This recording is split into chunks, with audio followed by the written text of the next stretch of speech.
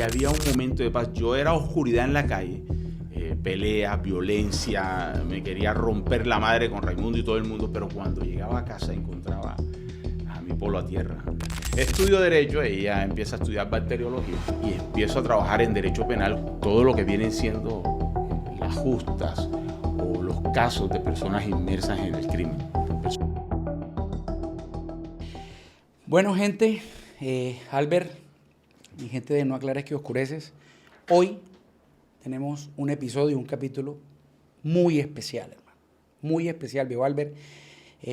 Tenemos un padre, tenemos un papá, tenemos un hijo, tenemos un coach, tenemos un misionero, tenemos un hermano, una persona que a mí personalmente me ayudó a crecer, a mirar las cosas de una manera diferente. Estoy contento, demasiado contento con el invitado de hoy, Albert. Efectivamente, Rafa, hoy tenemos un invitado que ya teníamos un tiempo tratando de cuadrar este podcast. Un tema bastante interesante. Yo personalmente lo conocí como abogado y bueno, de pronto tú has conocido un poco más su historia y hoy lo que queremos es que profundice en esa historia. Y quiero aclararte que como abogado, en su rama, era de los mejores. ¿Eh? Claro, a mí me ayudó muchísimo. Era de los mejores. En algún momento me ayudó sí. muchísimo. Y bueno, Serafín, de verdad es un placer enorme tenerte aquí con nosotros. Al fin, después de todo este tiempo, que estés aquí con nosotros. Explícanos, háblanos de ti. Bueno, primero presentarme, para los que no escucharon, el apellido mío, Serafín Solano. Serafín Solano, y claro que los conozco, somos cartageneros, nos conocemos de años atrás. Y bueno, para mí es un placer, un placer, como dicen los españoles, estar hoy aquí con ustedes, presente, al fin, hasta que se nos dio. Los tiempos de Dios son perfectos y tenía que ser hoy. Amén, así es.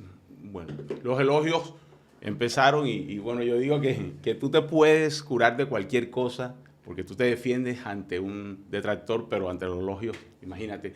Sí, efectivamente, fui tu abogado, sacamos tu causa adelante, no vamos a decir de qué se trataba, eso quedó en el pasado. Quedó en el pasado. Pero aquí estamos hoy para la gloria de Dios y soy todo oídos a sus preguntas y a continuar con esta entrevista. Es súper interesante, o sea, crecimos cartageneros en barrios vecinos, pero a veces también en mundos distintos de alguna manera, ¿no? O sea, andábamos juntos pero no revueltos porque nos encontrábamos en escenarios en los que estuvimos de jóvenes, pero también cada quien tenía su propio camino y sus propias vivencias. Entonces es lo que me hace a mí pensar que es muy interesante cómo en la misma temporalidad vivimos cosas tan distintas, ¿verdad? Claro que sí. Yo quiero saber todo lo que ha pasado, el por qué llegaste a este momento en el que vi una transformación enorme en ti y lo que estás haciendo ahora. ¿Cómo llegó ese momento? Bueno, vamos a aclarar y que no oscurezca. Pero realmente, ¿cómo llego a este punto de ser misionero, como tú lo decías muy bien, de ser un predicador, un misionero católico? Bueno, tuve que pasar un gran desierto en mi vida. Efectivamente era abogado penalista, trabajaba y me dedicaba única y exclusivamente al derecho penal. Así te conocí. Vivíamos en barrios distintos o muy cercanos. Yo vivía en el barrio Pie de la Popa. Y efectivamente terminé mi carrera de derecho y empecé a darle con todo al derecho penal. Y de esa manera fui metiéndome poco a poco en un mundo de oscuridad que me llevó al desierto, el cual fue el límite para convertirme en ese misionero que hoy recorre el mundo llevando la palabra de Dios. Bien, eso está claro, pero ¿hubo algo en tu infancia que hace que eso que hiciste cuando fuiste abogado te ayude a ese desierto que dice que pasaste? Rafa, indiscutiblemente los psicólogos lo dicen, la primera infancia delimita o marca gran parte de lo que vas a hacer cuando creces, cuando te haces adulto. Y yo vengo de un hogar muy humilde. Yo nací en el barrio Getsemaní, la calle San Juan.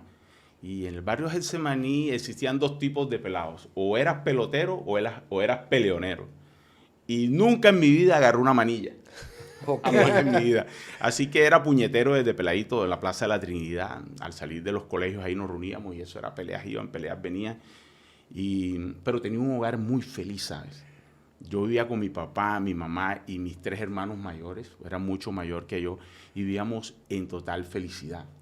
Hasta que entró la violencia intrafamiliar a casa, y más que eso, el desamor, el desdén. Tuve que ver cómo mis papás dejaron de amarse y empezaron a pelearse entre sí.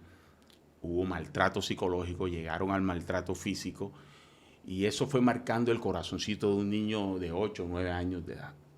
Claro, sí, efectivamente. Yo también tuve un hogar que en algún momento sufrió esa ruptura y el solo hecho de la ruptura, a veces sin necesidad de violencia, ya va dejando ahí sus semillitas que cuando uno es adulto, si no sabe manejarlas, te afectan profundamente en lo que es el desarrollo de tu vida. Claro que sí. No, imagínate que yo llegué a sentir envidia del hogar de otros niños. O sea, no es fácil porque cuando estábamos, por ejemplo, en la cuadra y todos iban para su casa, iban a empezar a jugar y todo lo demás, yo sentía envidia. Yo decía, ahora yo llego a una casa donde está su mamá, su papá bien, y yo tengo que irme a un hogar donde están mi viejo y mi vieja de peleas constantemente. Y eso me llenó de mucha envidia. ¿De qué edad estamos hablando? Estamos hablando tipo 9 años de edad, 10 años, constantes peleas y disputas. ¿Hasta qué edad más o menos viviste eso? Bueno, mi mamá por fin se va de la casa, ella decide hacer un retroceso en su relación marital y dice, no, ya no más, y se separa de mi papá y quedó prácticamente con mi papá y mis hermanos, y así empiezo a crecer sin parámetros. Por eso, miren, no vayan a creer, y para las personas que nos están escuchando y nos están viendo, el niño así se enfade porque tú le reclamas o le llamas la atención, él aspira a tener eso en su hogar, en su casa. Alguien que no que te controle, sino que te pregunte dónde estás, a dónde vas, a cobrar bien. Y yo no tenía eso. Entonces yo pasaba como un vagamundo, yo me iba a dormir en la casa de mis amigos, en la casa de mis primos, y me turnaba todo el tiempo, todo el tiempo. Ok, y en ese eso es la época de colegio. ¿En qué momento comienza Serafín a hacer ese desierto y qué es lo que pasa? Más que desierto, esa oscuridad. Esa entra oscuridad, en mi exacto. vida. Cuando me graduó como abogado, ya tenía familia, porque yo empecé con mi familia a los 17 años, prácticamente inició un hogar. O sea, tú a los 17 años te casaste. A los 17 años me casé en una notaría. Mi esposa tenía 16 años. Nos fuimos a una notaría con permiso de sus padres. Yo hice los míos chimbos y nos fuimos a la notaría. Entramos a la notaría primera y ahí empezamos de una nuestra relación marital, por así decirlo. ¿Y es tu actual esposa? Es mi actual esposa. Te adelantaste a la historia, pero es mi actual esposa. Tenemos 31 años juntos. 31 años, toda la vida. Pero es que desde los 17 años, hermano. Claro que sí. Y bueno, o sea, todavía estabas en colegio. colegio, tirando puño en discotecas, en fiestas, poniéndome la ciudad patas para arriba, porque es que te digo, la oscuridad venía desde la primera infancia. Yo vivía ofuscado, envidioso del hogar que otros tenían. Era un ser humano que traía una semilla de oscuridad en su corazón. Sin embargo, esa mujer te conoció así y así se casó contigo. Bueno, pero exacto, ¿qué tanto es eso que tú sentías se veía en tu relación de pareja? Es que yo he encontrado un momento de paz. Es algo increíble. Mi esposa, su nombre es Candy, ustedes la conocen, y había un momento de paz. Yo era oscuridad en la calle, peleas, violencia, me quería romper la madre con Raimundo y todo el mundo, pero cuando llegaba a casa encontraba a mi polo a tierra. Tu polo a tierra. A esa niña, porque era una niña en aquel entonces que me aterrizaba y con amor lograba disipar toda la maldad que ella hacía en mi corazón. Sí, es creíble que bajo todas esas condiciones todavía estén juntos. O sea, me refiero a que hoy en día las relaciones... La montaña rusa apenas iniciaba, porque empiezo a estudiar Derecho. Pero quiero... Ok. Tus suegros veían eso. No. Realmente mis suegros no tenían conocimiento de lo que ocurría en la calle. No. Ok. Muy bien, ellos veían a un muchacho que quería estudiar Derecho, que quería salir adelante y le apostaban a la relación. Ok. De hecho, prácticamente el único requisito que había para que nosotros siguiéramos esa relación siendo tan niños era que estudiáramos y sacáramos adelante nuestros proyectos de vida. Estudio Derecho, ella empieza a estudiar bacteriología, y cuando me gradúo de abogado me doy cuenta que tengo talento para el derecho penal. Y empiezo a trabajar en derecho penal junto con un equipo joven de abogados y a sacar adelante todo lo que vienen siendo las justas o los casos de personas inmersas en el crimen. Personajes como narcotraficantes, bandas criminales, políticos corruptos. ¿Por qué? Porque realmente eso es lo que yo necesitaba para poder sacar adelante mi profesión. ¿Los pájaros en la jaula qué? El pajarito en la jaula canta, me dijo un profesor de Derecho Penal. Y en ese instante me di cuenta de que eso era lo mío. ¿Y qué significa eso? ¿Qué significa? Eso significa que tú estás dispuesto a entregarlo todo en la vida con tal de obtener tu libertad. Claro. Con Claro. tal de obtener tu libertad. Tiene todo el sentido. Y es cuando empiezo a desarrollar este talento, por así decirlo. Y el problema no es ser penalista, es que muchos jóvenes me dicen, Serafín, pero yo soy penalista, me gusta el derecho penal. No, eso no es lo malo es tomarte a pecho, o sea, pasar la línea. Tú no puedes perder de vista que lo primero en tu vida debe ser lo primero. Y lo primero en la vida de un hombre tiene que ser la familia. Tarde lo comprendí. Yo diría que tarde no, porque tarde es cuando se acaba la vida. Gracias a Dios lo comprendí. Y me dediqué 24/7 a mis clientes, descuidando a mi pareja, descuidando a mis hijos, tomando trago con ellos, compartiendo con ellos, inmersos en fiestas, en excesos total. Ya no era solo el abogado, sino era servicio completo. Es decir, un cliente mío de pronto quería que yo le presentara a una amiga, yo se la presentaba. Un cliente quería que le hiciera una fiesta privada, yo se la hacía. Y pasé de ser un abogado titulado a convertirme prácticamente en un bufón de la oscuridad.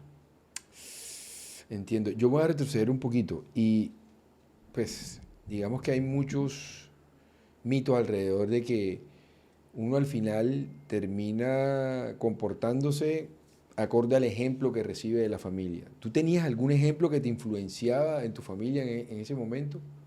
Digo, tu padre o tu nicho, ¿tenías algún No, prácticamente en lo que era la cuestión del derecho, porque mi hermano mayor es abogado, Ok, pero él se dedicó siempre al derecho comercial.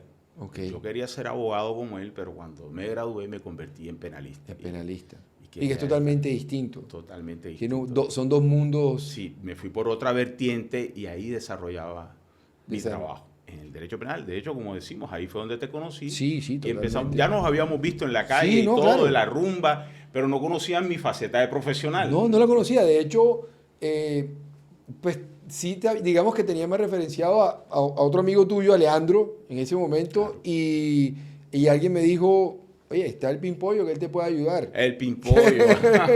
Sí, lo podemos decir, ¿no? Sí, claro, no hay ningún problema. Sí, El apodo era el todo Pimpollo. el mundo me conocía en Cartagena de Indias y en El muchos lugares por Pimpollo. el pimpollo. Pimpo, El Pimpo. pimpollo, Entonces, Pimpo. ya.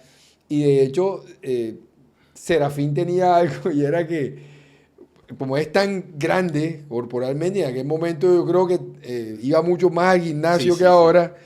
Entonces, claro, cuando él llegaba a la fiscalía y estaba otra persona ahí, tú sabes, gigantón. no es lo mismo un abogado pequeñito, barrigoncito que llegue, no es tan intimidante como uno grande que llegue. Sí, sí. Entonces, era gracioso para mí en ese momento, porque la otra persona se quedaba viendo así como, miércoles. Todo era un conjunto. Era un conjunto, era la presencia, la intimidábamos intimidación. también, intimidábamos a los funcionarios de la manera positiva. Sí, es parte de la, Es es parte parte de del, todo. Y bueno, y así vamos desarrollando todo hasta que ocurre y llegue a Cartagena de Indias una etapa de violencia que no la podíamos entender los abogados, los colegas.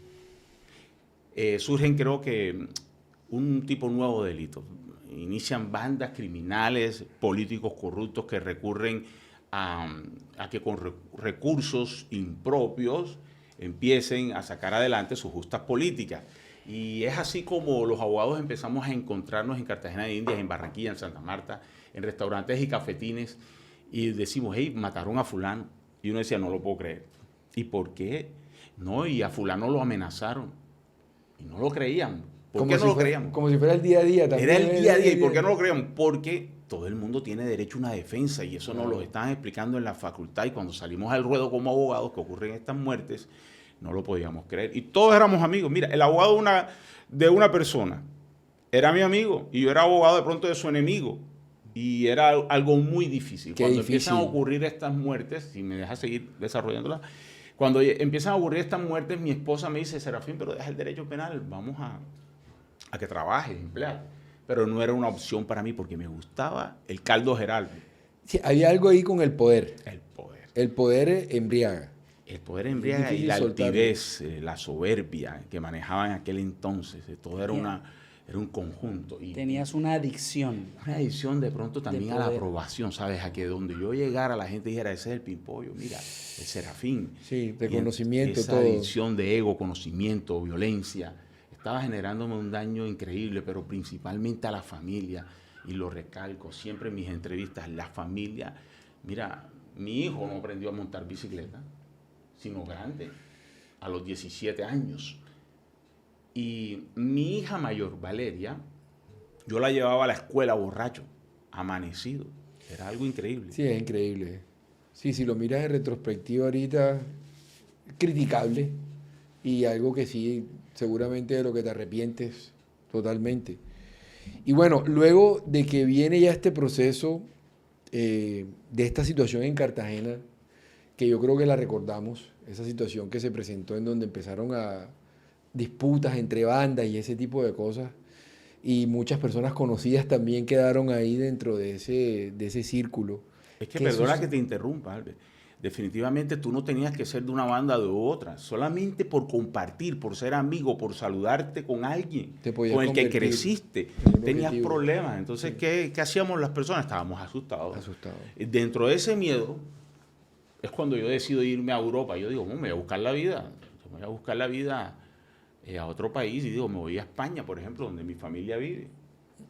Y mi esposa me dice, sí, pero ¿cómo vas a hacer? Pide la visa.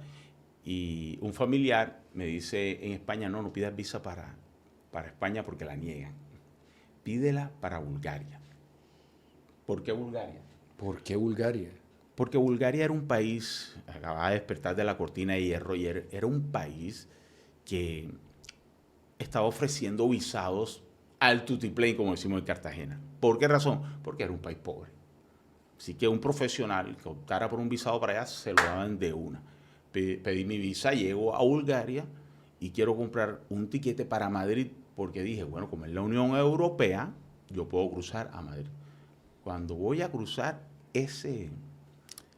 ahí es donde comienza todo el calvario. ¿No podías comprar el tiquete para irte a España o...? ¿Qué pasó? No podía comprar el tiquete. ¿Por qué? Porque no tenía visado español. Y yo digo, pero si es la Unión Europea, me dicen, no hemos entrado en vigencia. Nosotros firmamos... O sea, que ahí tu plan se dañó porque tu plan era llegar allá. Pero es que cuando se te cierra una puerta,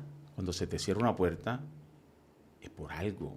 Muchas veces la gente cree que tienes que forzarla. No, hermano, si se te cierra una puerta, es por algo. Claro, y el diablo te muestra otras cosas para ver si tú caes. Ahí claro, va. Y él te dice, no, pero tú te puedes meter de esta manera, te puedes meter de esta otra. Y debí regresar. ¿Y qué fue lo que se le ocurrió a Serafín en ese momento? Mira, algo que estaba bien loco, no tenía ni pies ni cabeza. Mi papá, mi esposa sobre todo, mis suegros me advertían que no cerrara o que no abriera esa puerta. ¿Y qué hice? Falsifiqué o usé un pasaporte falso, como si fuera ciudadano español. Me lo creí. Y esto va a sonar jocoso. Yo entrenaba toda la noche. Joder, macho. Hostia, tío. Que me cago en la leche.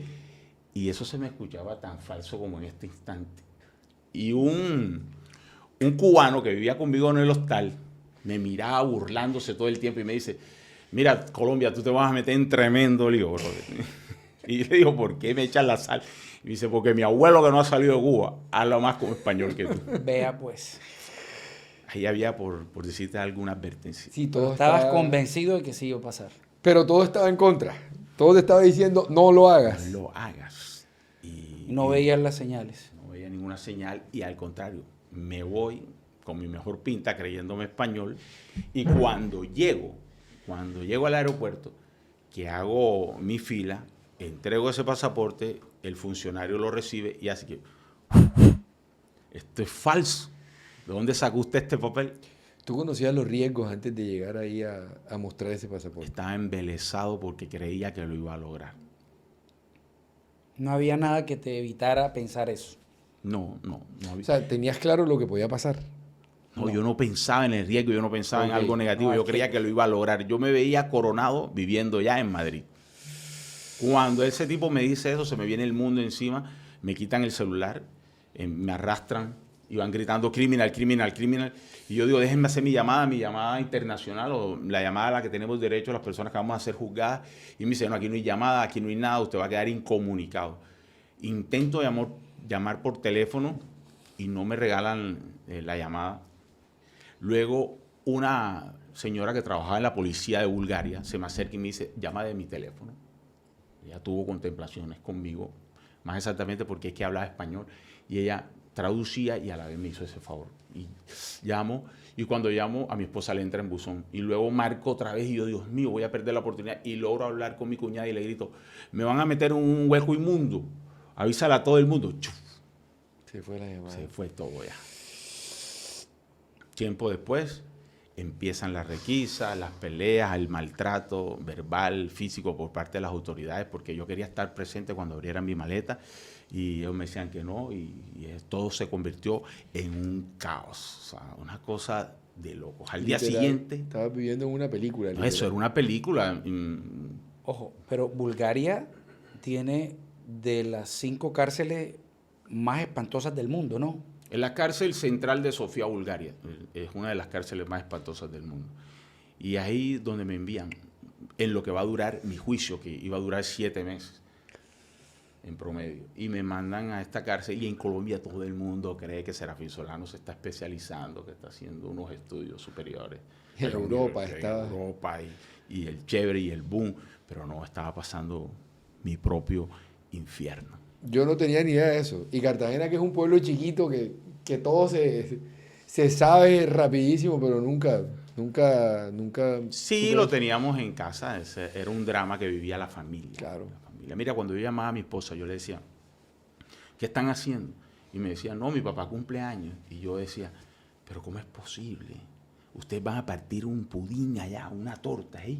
Yo me estoy pudriendo, esto es una locura. Y empiezo a contarle el calvario que estaba sucediendo, pero los minutos eran muy contados para una llamada. ¿Viviste los 7 meses? Sí, alrededor de 7 ¿Cómo poco fue esa más. experiencia, Serafín?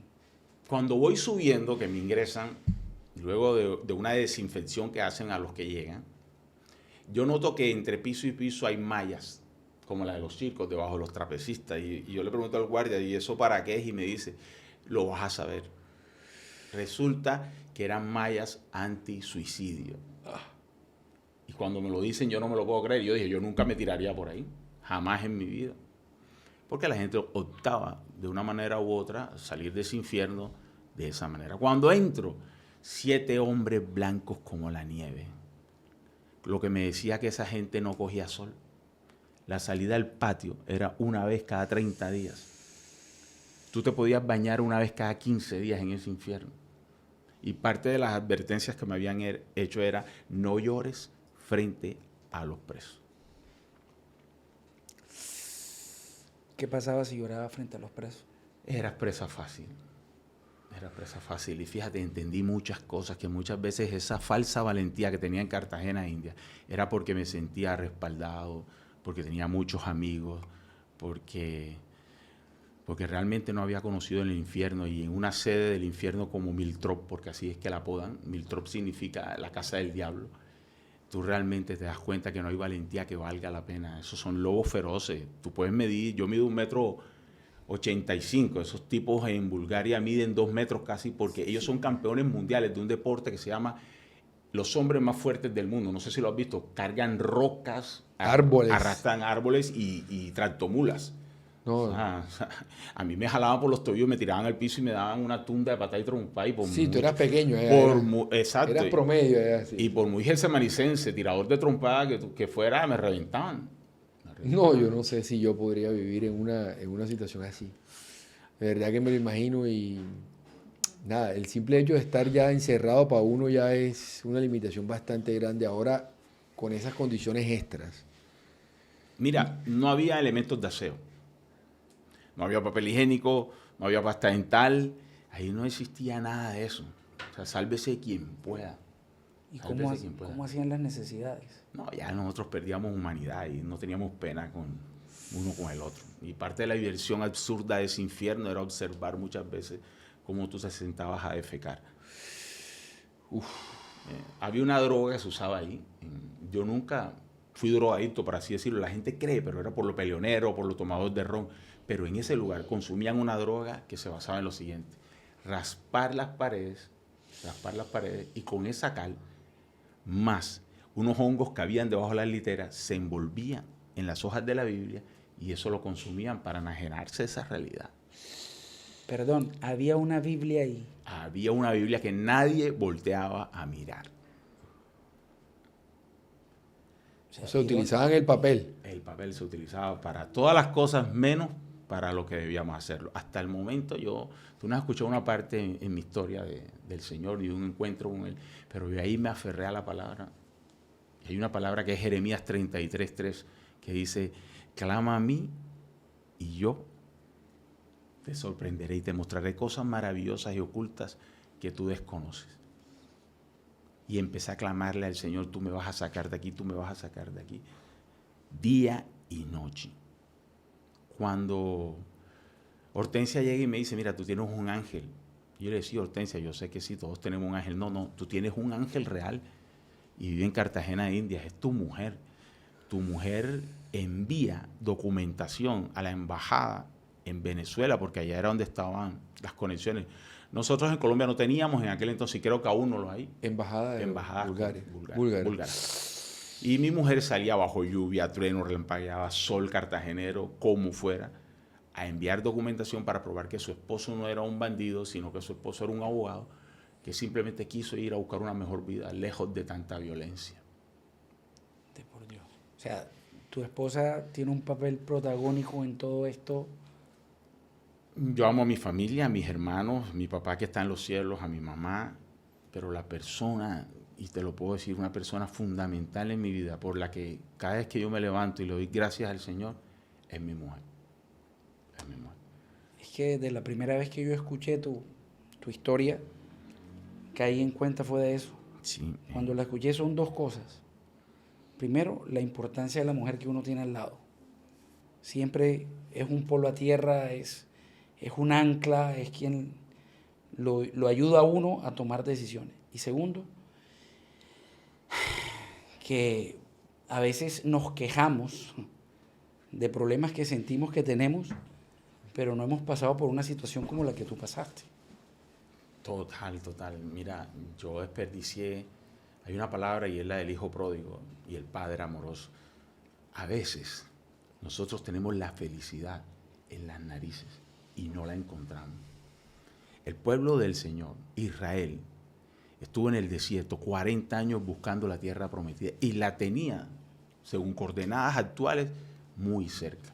Yo le dije en días pasados a mi esposa: yo siempre tuve el amor de mi vida, a mi familia y la bendición de Dios en mis narices como el pueblo de Israel. Y no lo sabía. Difícil. Bueno, ¿cómo salimos de ese calvario?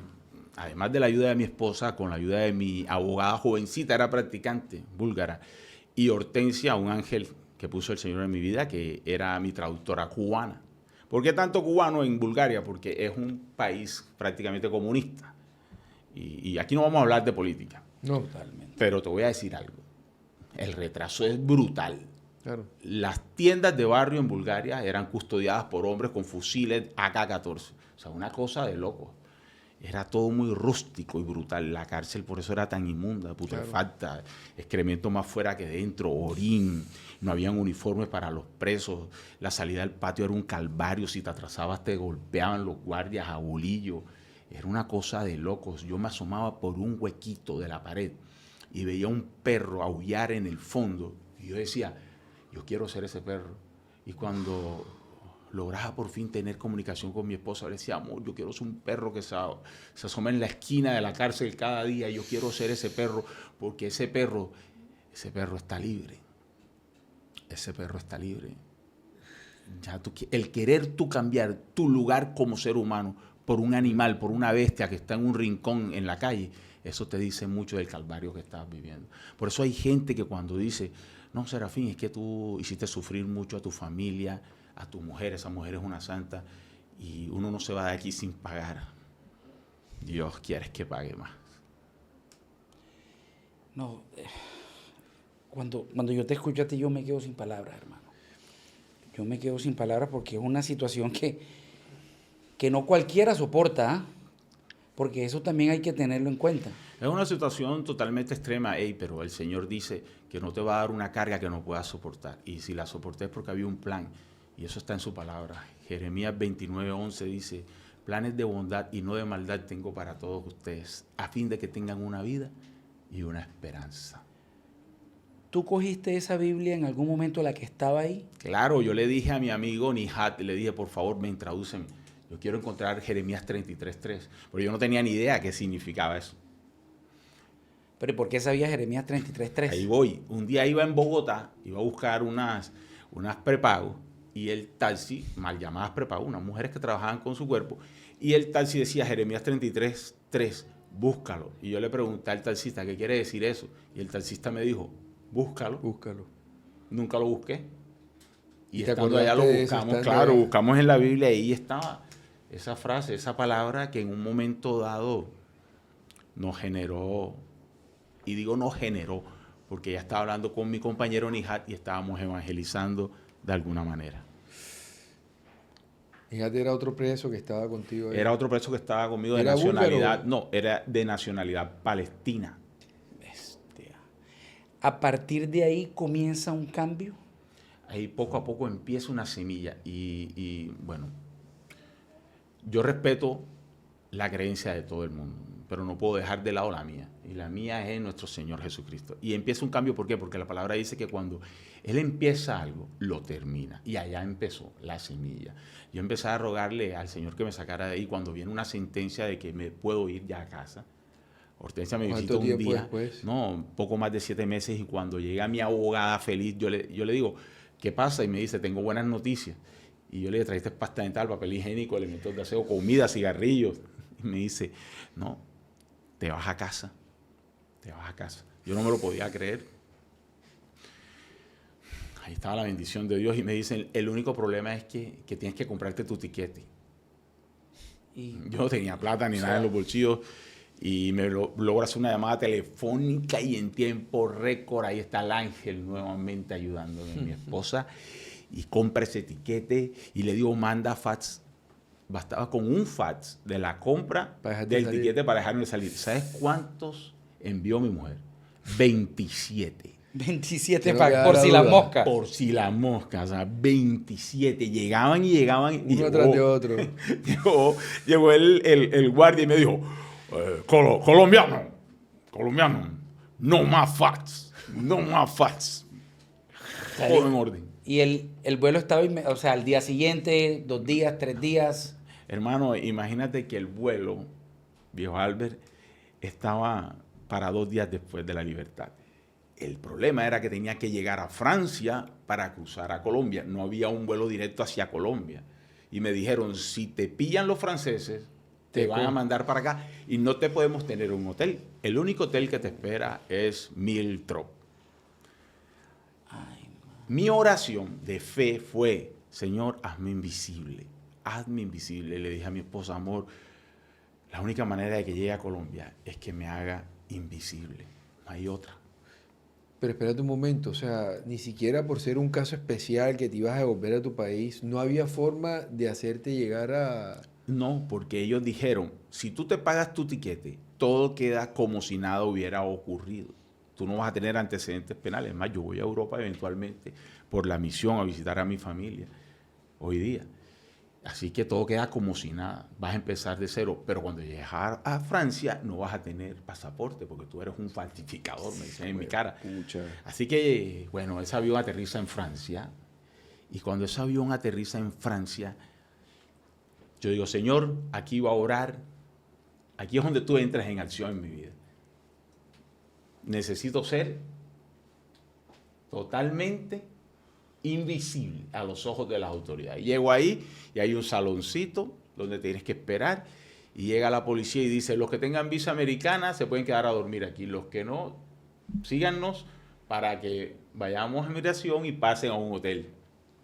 Porque mi vuelo era el día siguiente a las 5 de la mañana, Y hago el siguiente, mira lo que hago yo. Yo digo así, ¿cuál es la expresión de nosotros en Cartagena? ¿Presión para qué? Cuando tú, no jodas. No jodas. Unos jodazos ahí. No jodas. Tiré mi no jodazo en Francia, hago así, no joda. Y cuando yo hago ese no joda, cuando yo digo ese no joda, sale un tipo al lado mío y me queda mirando y me dice, ¿parece usted dónde es, mijo? Y yo le dije, papi cartagenero, y tú paisa de aquí a la luna. Y me dice, de una. ¿Qué te pasa? ¿Por qué te cagaste? ¿Por qué te asustaste? Y le digo, hermano, y le conté lo que te acabo de contar hace en 20 minutos, 30 minutos. Se lo conté a él en microsegundos. Claro, estaba ansioso. Y él me queda mirando y me dice, usted no va preso. Usted se va a meter en el baño y yo lo voy a ayudar. Hermano, te ayudó. Me Te lleva al mandó un baño y me ángel. dice, te subes en el inodoro. Y cada vez que venga la guardia, yo te aviso. Y cada vez que se vaya, te vuelvo a avisar para que tú puedas estirar las rodillas. Y yo le dije, no me vengas a avisar cuando se vaya la guardia, porque yo me voy a quedar en este inodoro en cuclillas toda la noche hasta las 4 de la mañana que salió. Bueno. Y así me quedé, hermano. Ay, ay. Y ahí no había quien me sacara de ese baño. Y él me pasaba agua, me pasaba bebidas, me prestaba el teléfono para que le avisara a mi esposa cómo iba todo, y mi esposa llorando, y le decía, él no lo deje Qué solo, noche. por favor, no me lo vayas a dejar solo. Ey, El eso man es se un quedó ángel. contigo toda la noche. O sea, él no Eso tenía es que un estar ahí. ángel. Él se podía ir. Él se podía ir tranquilamente, él tenía mi mismo vuelo, Ajá. acuérdate que es paisa, él tenía mi mismo vuelo, pero él tenía visa americana, él podía optar o por dormir en el aeropuerto o por irse irse por un hotel y regresar. bacaneado. ¿Qué hace él? No me quedo contigo. Ah, qué Paisa paisa. bacana. Pregunta, ¿aún tienes contacto con él? Eso viene y te lo voy a contar ahora, a Ok. continuación. Imagínate que cuando Dale. llega a las 4 de la mañana, el paisa bien pinta con una gorra de LA, Los Ángeles. Se va conmigo caminando y me dice una gorra azulita de letras rojas. Me dice, ya coronamos, vámonos, quita esa cara. Y yo digo, hermano, ¿sabes cuándo coronamos? Cuando este pájaro esté en los Arranque. cielos. Yo no voy a celebrar nada ahora. Hay gente que me dice, Serafo, pero te tenían que pedir el pasaporte para subirte al avión. No, porque cuando estás en sala ya para abordar de un tránsito aeroportuario, ya nada más es tiquete y te vas. Sí, ya pasó eso. A veces dice, tengan pasaporte y etiqueta en la mano, pero ¿qué va? Te cogen etiqueta y hoy día con el celular, ¡ping! Pero allá, ¡ching! El paisa le sonríe a la azafata, mama gallo con ella y cruzamos. Y nos montamos en ese avión y nos sentamos ahí, juiciositos a esperar. Qué ángel, eso es un ángel. ¿Cómo se llama ese paisa? Santiago. Hombre bien paisa también. Sí, Santiago Paisa, que se respete. ¿Ah? Santi. Santi, el Santi. Y despega el vuelo de Air France. Cuando ese avión vaya arriba, ¡puf! A reventar vino tinto. Feliz de la vida. Llegamos a Bogotá, me dio un abrazo. Y si lo quieren creer bien o no, esta es mi creencia particular. Con todos los adelantos, con todas las redes sociales que existen, jamás he vuelto a saber nada de Santiago. Pero yo sé que un día lo voy a ver. Y es cuando llega la diestra del Señor, porque todos los días lucho por ganarme el reino de los cielos. Ahí va a estar ese ángel esperando, diciéndome, yo era Santiago, brother. Es mi creencia particular. O sea, Nunca, no lo pude ubicar. No supiste el apellido, no tienes cómo encontrarlo. O sea, fue así. Pero él a mí sí podía. Sí, Porque claro, yo tenía total. una billetera. Yo tenía una billeterita, no tenía pasaporte, pero tenía una billeterita con mis tarjetas de abogado. Serafín Solano Morales, abogado. Le dejé mi tarjetita. No, terrenal o del cielo, pero de que fue un ángel, Como fue un fuera, ángel. fuera un ángel del Señor. Por eso Sí. siempre hago hincapié en que, De pronto Santiago ve este podcast y nos escribe por ahí un mensajito. hombre, sería bacanísimo. Sí, tenemos ahí seguidores paisas, de pronto sucede el milagro por ahí. Pero fue increíble, fue increíble. Wow, sí, esa parte nunca la había escuchado. Hay veces que pasan cosas así, ¿no? Como de ese tipo que tú no sabes si fue realidad o no, o por qué sucedió, como la aparición de Ey, esta es que persona. todo en nuestra vida es un milagro, marica. Todo. ¿Cuál es la posibilidad de que hayas nacido? Una entre Una en- 400 trillones matemáticos que nos están escuchando y viendo. Una entre 400 trillones. Mira, es más posible que Rafa sea el próximo presidente de los Estados Unidos a que hayas nacido. Entonces, ¿qué estás haciendo con tu milagro personal? Es la pregunta que nos hacemos. Sí. Mira qué hice con mi milagro personal. Seguimos desarrollando. Cuando yo llego a Cartagena, le pago mal a la persona que se convirtió en mi ángel, a mi esposa. Eso quería, o sea, O sea, ahora, ya después pasó de ahí, todo este tormento. sí, entonces Todo este llega a tormento. Cartagena de Francia, Santiago, listo, llegas a Cartagena. Y empiezo a ver que mi mujer estaba más hermosa que nunca, trabajando en hospitales. Ella es auditora médica, bueno, hoy día es gerente de su propia empresa, pero trabajaba como auditora médica y yo la veía muy segura de sí misma. Y yo calladito, estaba guardando, yo me sentía pequeñito, yo llegué hecho una mierda, yo llegué flaco, llevado, o sea, una cosa de loco. Cuando Y- uno se va del país y regresa, uno siente que regresó y estás en el mismo punto que te fuiste o menos. Total. Sucede, eso es una sensación. Y yo dije, no, yo no me voy a quedar atrás. Pero como ya no podía litigar, porque lo que tú no practicas se olvida. Y las leyes cambian así. O sea, ya había cambiado de la legislación escrita a como se llama hoy día en derecho penal, a todo es verbal. Todo es verbal. Y yo estaba desactualizadísimo. Y digo, no, yo voy a hacer plata. ¿Y qué hago yo? Empiezo a andar con gente otra vez que no me traía nada bueno, mano. Que querían era que yo hiciera rumbas, que yo andara con ellos en discotecas, que yo andara con ellos en islas. Dejo otra vez a mi familia sola, empiezan las peleas, el tormento, el hogar a volverse una etcétera, mis niños solos. O sea, esos contactos te habían quedado. Sí, amigos, amigotes. Mi esposa no dice que son amigos, sino amigotes. O sea que en principio todo lo que pasó hasta este punto no había tenido un impacto profundo en tu vida todavía. Aún no. Es que la gente dice, Serafín seguro lo marcó, fue Bulgaria. Pero no, a mí me marcó el corazón y mi alma, lo que te voy a contar a continuación. O sea, pero espérate, entonces tú llegas, exacto, y vuelves a lo mismo. Por el tema de no consigues trabajo, vuelves a lo mismo, a la rumba, al trago, a todo eso. Exactamente, llegué a mis mismas andanzas, el desorden, a ponerme Cartagena de cabeza. Y tu esposa ahí todavía contigo. No, ya la relación estaba resquebrajada, estábamos viviendo juntos, pero prácticamente cada uno por su lado. Era mucho, mucho daño el que le había hecho. Había rencor, habían heridas, ni siquiera eran cicatrices. Cicatrices habrán hoy día, pero en aquel entonces eran heridas abiertas. Y yo me encargaba de echarle sal y limón con mi comportamiento. O sea, una cosa de loco. Yo realmente en ese tiempo estaba poseído al 100% por la maldad y la oscuridad. Y cuando llega, sí, o sea, ¿cómo te das cuenta que estás en eso? ¿En qué? O sea, ¿por qué? No, llegó un momento en que tocó fondo. ¿Por qué? Porque teníamos mucha violencia en casa, muchas peleas, disputas, ya nos habíamos faltado de respeto, habíamos pasado la línea, ya no solo nos gritábamos, sino nos pegábamos, los niños estaban ahí presentes. Mira, cada hijo mío es un libro, una historia diferente en esos corazoncitos. Y los mayores obviamente estaban muy heridos conmigo, muy heridos. Y todo esto, todo este caos era día tras día. O sea, una mujer que salía a trabajar sola, un marido ausente, borrachín. Mira que yo me ponía a tomar trago un domingo y veía cómo la gente iba para sus trabajos con su maletín un lunes. Y Serafín Solano estaba en Guayabado, lo que llaman el guayabo moral, metido en una habitación oscura, no quería abrir los blackouts, todo. Mi vida era un desastre, estaba hecho un 8, mi economía estaba por el piso. Era una persona que lo único que quería en su vida era estar inmerso en la oscuridad.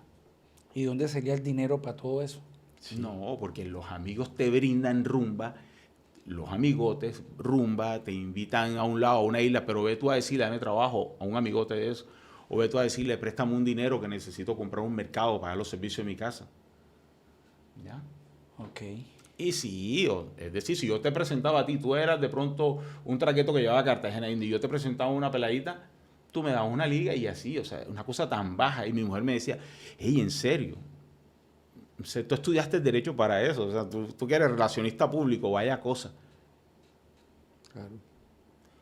Y el caos se adueñó de mi vida, al 100%. Polo a tierra, mis hijos más pequeñitos, en mis momentos de sobriedad, mi esposa, obviamente, eso ya la he mencionado muchísimas veces, pero es que tengo que darle crédito a la persona más importante en mi vida. Y mi papá era mi polo a tierra. Mi viejo llegaba con un periódico, él cruzaba la ciudad entera porque él vivía en la parte suroriental y cruzaba hasta zona norte o hasta Manga, a pie de la popa, y allá iba a encontrarse donde yo estuviera viviendo. Y me decía, cambia, tú puedes hacerlo. No esperes que te pase lo que me pasó a mí. Tú te preguntarás qué le pasó a tu papá. Hey, el hombre mujeriego, parrandero, tiene un futuro y es la soledad. Y eso es bíblico. El rey David murió solo, el hombre de la sabiduría, de los salmos, murió solo. Sus familiares le contrataron una prostituta para que cuando estuviera en su lecho de muerte lo abrazara y le brindara calor. Así que ese era el futuro que me esperaba. Y tu papá, todo, o sea, ¿qué aportó ahí tu papá? O sea, es decir, tu papá cruzaba todos los días, todos los domingos, todos los sábados. Mi papá era un espejo en el que me veía a diario. Un hombre que nunca buscó esposa, un hombre que quedó enamorado de mi mamá locamente y que vivía en soledad. No de sus hijos, pero sí de una pareja, porque uno necesita una pareja en la vida y vinimos a ser dos, no uno. Y cuando yo veía a mi papá y su tristeza, porque era un hombre triste, necesitaba una esposa, yo decía, yo no quiero eso para mí, pero ¿cómo puedo hacerlo? Sentía que Dios no iba a mirar para donde mí más, porque yo había sido una porquería en mí. Sí, como que ya era demasiado tarde. Ya era demasiado tarde, Ya no hay futuro para mí. Hey, tú sabes lo que es el colmo, que los vecinos de tu casa se crucen la acera para no pasar por donde tú vives. Que sus hijos no los dejen andar con tus hijos porque tú eres el pimpollo, porque tú eras esto, porque tú eras esto otro. Era una cosa de locos. Amigos o conocidos me decían, hey, yo no estoy trabajando, que no sé qué, y un miedo y una tontería cuando se encontraban conmigo, no me invitaban a ningún lado. Y yo no entendía hasta cuándo íbamos a seguir así. A veces decía, bueno, yo me voy a morir de esta manera y el único legado que voy a dejar en la vida va a ser haber sido un hombre mujeriego y parrandero. Terrible. Sí. ¿Y cuándo pasa ese chip? ¿Cuándo empiezo a sonreírle a la vida? ¿Cuándo me lleno de energía? ¿Cuándo cambio mi fisionomía, todo y me convierto en este misionero del Señor? Cuando un día mi mujer, aburrida de tanto ya estábamos prácticamente dejados en un hogar destruido. O sea, ya no vivía ella contigo. No, sí, pero juntos pero no revueltos. Okay. Ella viene y encuentra el retiro de Maús. No lo había hecho, un retiro. Puedo decirlo, no puedo contar lo que ocurre dentro de esos retiros, pero se llama el retiro de Maús. En tu caso que me estás escuchando, si eres cristiano evangélico, puede ser un retiro en tu religión. Donde quiera que estés, debes buscar un encuentro espiritual, porque de esa manera te puedes ayudar a centrarte en la vida. Eso fue lo que a mí me ayudó. De pronto a otra persona, Alcohólicos Anónimos, a otra persona, un grupo de autoayuda, como quieras. Pero en mi caso, el campanazo llegó porque mi esposa me dice, mira, el retiro de Maús, hazlo. A ver si puede ser recordado por algo más que ser un vago, un bebedor de trago, un parrandero, un pendicioso, un mujeriego y un peleonero. Okay. Prueba. Hey, tengo mi encuentro con el Señor Jesucristo resucitado. Pero espera. O sea, una persona como tú. Ok. ¿Sí ¿Cómo llego ahí? ¿Cómo llego a eso? No. Es que una persona, tu esposa viene y te dice, pero ¿qué puede? Mi reacción. Exacto. Mi reacción fue, me van a mandar para donde unos curas. Tú me vas a mandar donde unos curas locos. Hey, tú estás loca, yo para allá no voy a ir. Ve. Y mi papá me decía, vete a tu retiro, tú no pierdes nada con eso. Y cuando voy en el camino, porque ya me lo regalan en la ciudad de Santa Marta, no en Cartagena, India, cuando voy en el camino, me llama por teléfono y me dice, ya lo encontraste. Y le digo, yo no sé de dónde carajo es este monasterio. Mándame rápido a las coordenadas de esos HP curas, Dios mío, perdona. Mándame esas coordenadas rápido para llegar y salir de esto. Es más, yo voy a sabotear ese retiro. Lo voy a poner de cabeza y el que venga con un cuento y que a contar lo que uno habla y lo que uno habla le voy pegando su cachetada, le dije. Y llego en esa actitud al retiro. Y cuando llego ahí, hermano, repito, no puedo contar lo que ahí pasa, las manos, las guardias que llevaba de peleonero, de puñetero, se me fueron bajando y me convierto en un mar de lágrimas y empiezo a sentir que realmente hay algo más para todos los que nos encontramos en el borde del abismo, que el fondo no es fondo si tú te agarras de la mano de Cristo. Y ahí es. Yo sé que habrán detractores que digan, yo no le creo, ese es su problema, pero yo sí le creo a quien me salvó la vida. ¿Por qué me salvó la vida? Porque luego de ese día empecé a desarrollar un verdadero proyecto en mis días. Después de eso, no solamente empieza la restauración con mi esposa, con mis hijos, sino también profesional. Hoy día ya no soy abogado, me dedico 100% a las charlas, soy coach espiritual, soy conferencista internacional, viajo, recorro empresas, colegios, cárceles, universidades, donde me llamen a contar mis conferencias de superación personal, motivación. Tenemos un programa también, próximamente un podcast también vamos a tener, explicamos la palabra de Dios, ayudamos a jóvenes que están en riesgo de suicidio. Y eso es lo que hago hoy día, a eso me dedico. Yo sé que no debes contar lo de Maús, pero a mí sí me gustaría saber cómo, o sea, es decir, porque tú llegas ¿qué te hace cuando entras ahí? Porque tú llegas en esa actitud prepotente, lo acabas de decir. Uh-huh. ¿Qué es lo que hace que a ti se te baje la guardia? Bueno, yo sin no... que entre en el detalle. En el detalle. El amor, 100% amor de los hombres que estaban ahí, abrazos sinceros, decirme que ellos tienen miserias aún peores que las mías. Yo decía, pero ¿cómo tú vas a ser más miserable que yo? ¿Cómo tú vas a tener una oscuridad más grande que la mía? Y sí que hay historias de gente con oscuridades brutales, bestiales, sufrimientos horribles, que también han conocido el infierno, solo que en otros sótanos. Solo que en otros sótanos. Cada quien vive su calvario a su manera. Eso es así. Bueno, entonces, el retiro dura sus días, sales de ahí y sale un serafín nuevo. ¿Hace cuánto? Hace 9 años el año próximo. En abril del año próximo son 9 años entregados a la misión y a la espiritualidad. ¿Y cómo empieza eso? O sea, porque uno sale... Eso no es automático. La Sí, gente porque... dice, ay, sí, San Perucho llegó, ya la mujer lo perdonó y todo. No, eso no es así. Días suman semanas, semanas, meses y meses, años. ¿Qué ocurre? Empiezo a reparar físicamente la casa. Las puertas que antes reventaba para pelear y seguir discusiones, empiezo a repararlas.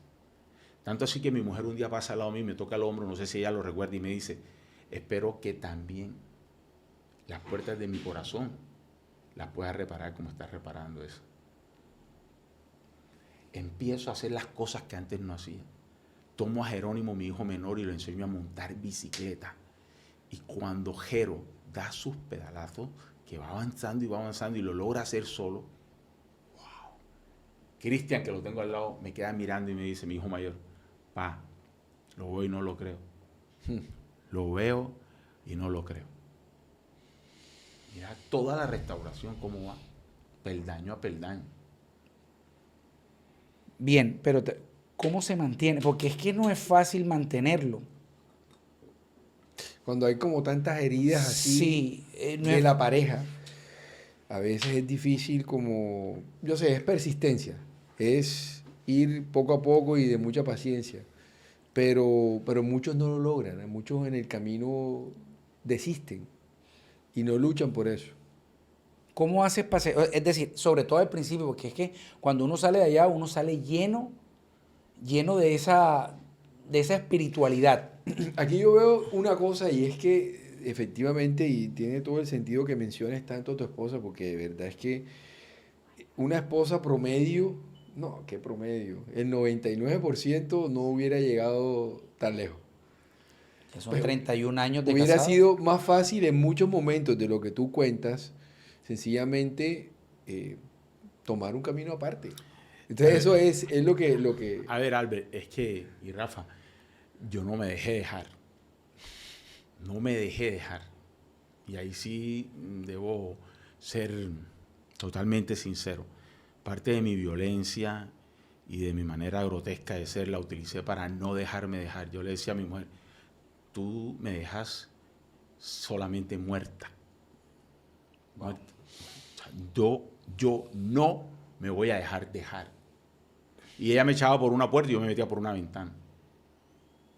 Y me mudé justo al lado del apartamento de nosotros, en la casa de mi hija, que vivía ahí cerca. Y de ahí la observaba y la vigilaba y miraba a todo el que se acercara a ella. Y nadie podía tocar a mi esposa. Ella seguía siendo mi esposa aunque ella no quisiera hacerlo, aunque ella luchara por dejarme. Yo dije, no me voy a dejar dejar. Eso fue antes de Emaús.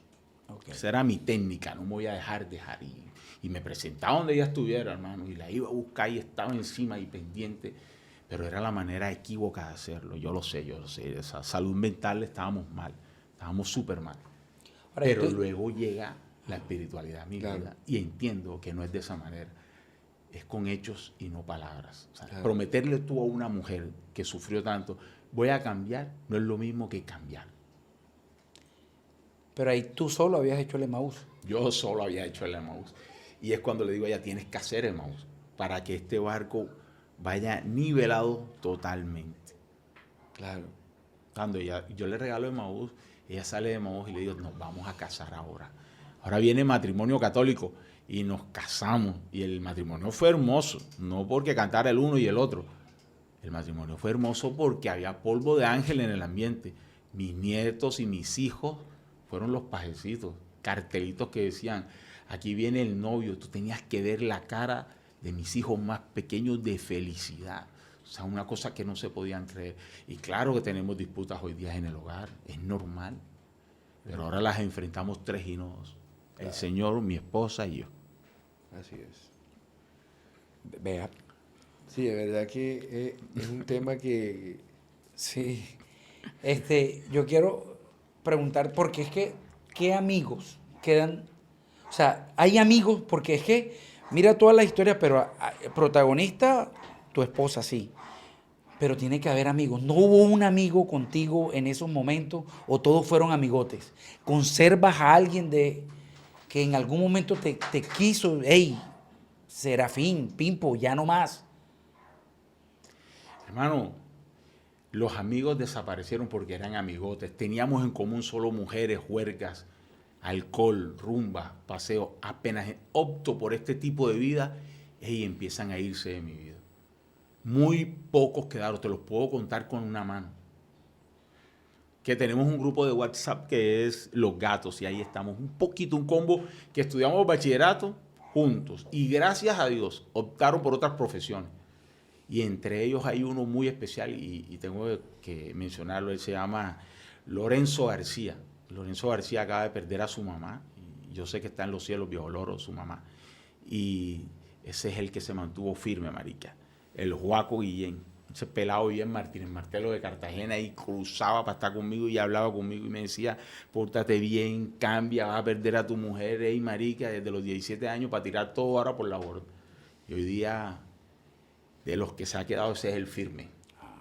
Eso quería escuchar porque también sí, tiene, se quedó. O sea, no pueden ser solo amigotes, o sea, tiene que haber uno que compadre, que estuviera ahí para joderlo a uno, porque siempre tiene que haber alguien, un amigo, no todos pueden ser amigotes. Y es que si tú quieres personas que te digan siempre lo que quieres oír, no son tus amigos, esos son porristas. Sí. Esos son porristas. Un amigo es el que te dice, la estás cagando. Sí. Ey, cógela suave porque, marica, te vas a quedar en nada. En nada. Sí, tiene que ser así, tiene que haber, pero es que estos no eran amigotes, estos eran amigos, pero no eran de la vida que te llevaba a la oscuridad. Siempre hay amigos que te traen luz. Y que te traen, que también se convierten en otro tipo de pueblo a tierra. Cuando de pronto uno le cree a una persona, a veces uno le cree a la mamá y al papá, pero te lo dice un amigo, y tú dices, oye, sí, verdad, tenía razón, tiene razón y coincide con esto, y empieza uno también un proceso de cambio. No, y el proceso de cambio trae consigo restauración no solamente al interior de la pareja y los hijos. Por ejemplo, yo era una persona con mi mamá totalmente alejado, y empiezo a retomar la relación con mi vieja, a llamarla a diario, a decirle y hacerla, darle su lugar en mi vida, su valor. Vieja, te amo, te quiero mucho. Con mis hermanas empiezo a recordar lo que yo mismo había eclipsado, había querido olvidar. Por ejemplo, yo tengo una hermana mayor que ella me enseñó a mí tablas de multiplicar. Era mi mamá la que se encargaba de todo en mi vida, de Marlene, y empiezas a recordar este poco de detalles que tú dices, hey, realmente no estaba tan solo. Realmente no estaba Sí, tan te solo. estabas aislando. Me estaba aislando. Pimpo, y ahora, ¿qué sigue? ¿Qué es lo que está, cuál es la proyección que tienes? ¿Qué viene para ti? Lo que viene hoy día para Serafín, bueno, en materia profesional vamos a seguir afianzándonos como conferencista y escritor. Ya viene para el 2025 mi libro, Mi traición al infierno, y vamos con toda. Puedo decirle el nombre porque está patentado ya. O sea, que lo coja ahora, imagínate yo siendo abogado, ¡pum! Está listo. Pero realmente eso es lo que se viene en materia profesional. En materia espiritual, seguir la obra de misionero a donde quiera que me llamen. Y vivir la vida. Y vivir la vida que el Señor me dio, que me guardó en su puño de justicia. Yo de este podcast me llevo, la protagonista de este podcast no es Pimpo, es la esposa. Eso está claro. Pero me llevo algo que pensé por mucho tiempo. Yo cuando estaba pelado también, pues digamos que tuve muchas amigas, novias y también. Pero en algún momento esa vaina me hacía sentir vacío, ¿sabes? Y esto yo creo que nunca lo he contado, lo voy a contar aquí porque ya que con toda la, no sé, este podcast ha sido como muy emocional. Y una noche yo dije, yo no quiero tener más novia, yo quiero tener la última novia de mi vida. Y que me comprenda, que tenga esto, que tenga... Y la pedí. Y por alguna razón la relación que tenía en ese momento no funcionaba y apareció la que es hoy en día mi esposa unos meses después. Y me casé con ella. Y es un ser para mí perfecto, no es perfecta, nadie es perfecto, pero para mí, con todo lo que trae ella, yo lo que siento es que es mi complemento. Entonces, cuando hablas de eso, yo me siento muy identificado con eso. Y esto yo creo que nunca lo había dicho, efectivamente. Yo nunca lo he hablado con Rafa, con nadie. Pero a uno en la vida le pasan muchas vainas y cada vaina que le pasa a uno se convierte en una prueba o pone a prueba tu relación de pareja. Todo lo que te pasa, el problema que tienes en tu familia, si tienes un problema con tu mamá, con tu hermano, con tu padre, que te quedaste sin trabajo, que conseguiste un nuevo trabajo, que te empezaste a ganar un poco de plata, que te quedaste sin plata. Todo pone a prueba siempre el nicho familiar. Bueno, al principio la relación de pareja y luego ya lo que es tu familia como tal. Entonces sí me llevo de todo lo que dices esa confirmación, ese mensaje, y es un mensaje para todo el mundo también. A veces uno no ve y tiene su principal apoyo, soporte, lo tiene al frente y uno cree que está solo. Lo que dijimos hoy, tienes la tierra prometida ahí. Ahí mismo. Mira, para mi caso, y creo que te lo dije en algún momento, yo, pues, ya lo hemos dicho varias veces, vengo de un hogar también donde soy un hijo fuera del matrimonio. Para mí el matrimonio no, pues no significaba gran cosa. Y dije, bueno, yo nací en un hogar nada más con mi mamá, no pasa nada, o sea, y estoy bien, no tengo complejo, eso digo yo. No pude ser padre soltero, porque digamos que lo pensé en algún momento, pero y voy y me voy a vivir, me caso por lo civil con mi esposa actual. Y yo dije, bueno, porque sí, porque toca. La quería, la amo también, pero gracias a eso que pasó a ti y gracias a Candy, o sea, principalmente gracias a Candy, después que yo hice el retiro y escuché eso, el valor que tomó mi esposa en ese momento hay que tenerlo. Es increíble. Total. Es una vaina. Y como dices tú, o sea, van a haber peleas y maricadas y tal, pero fue un gran ejemplo. Total. Es una vaina brava. Firme. Las personas me preguntan a mí, Sarafo, ¿cómo podemos hacer para retomar o buscar la manera de restaurar nuestra familia? Y la respuesta, además del Señor, es actúen más y hablen menos. Actúen más y hablen menos.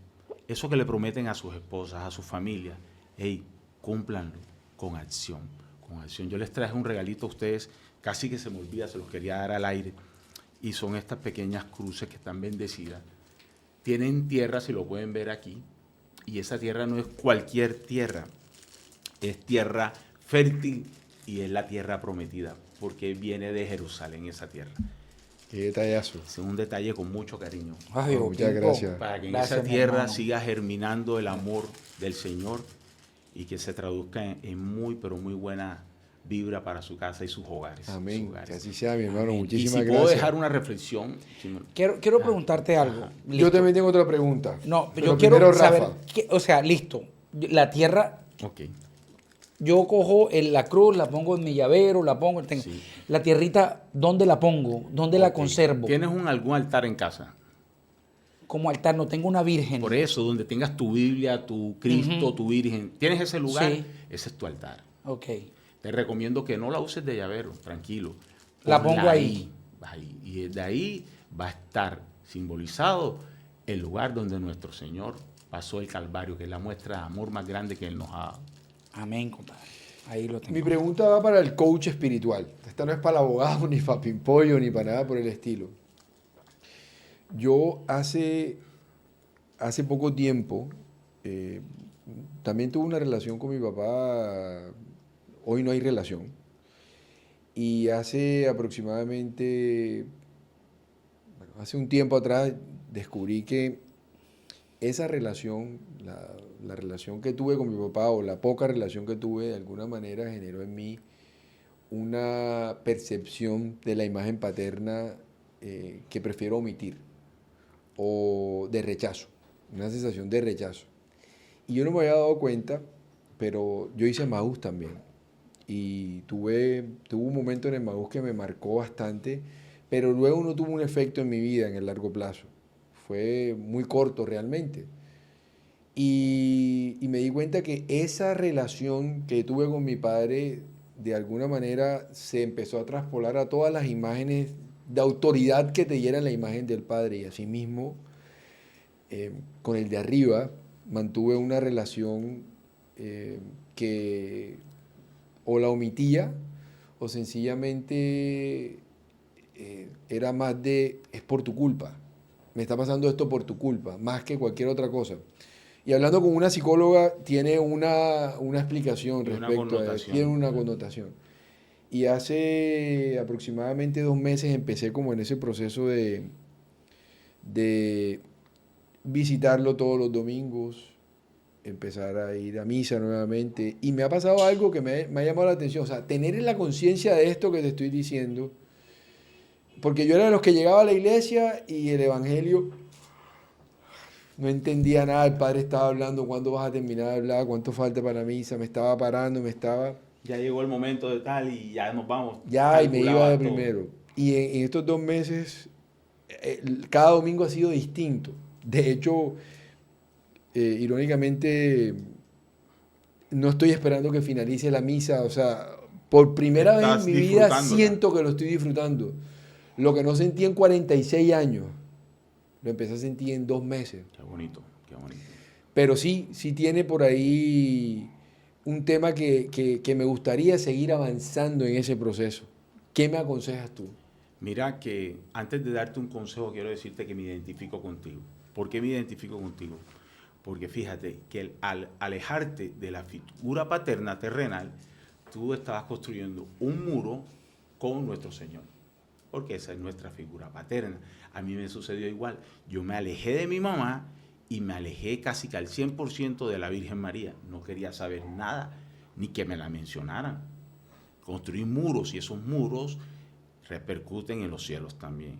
El consejo, y aquí es donde va el punto mío, es que primero decide perdonar.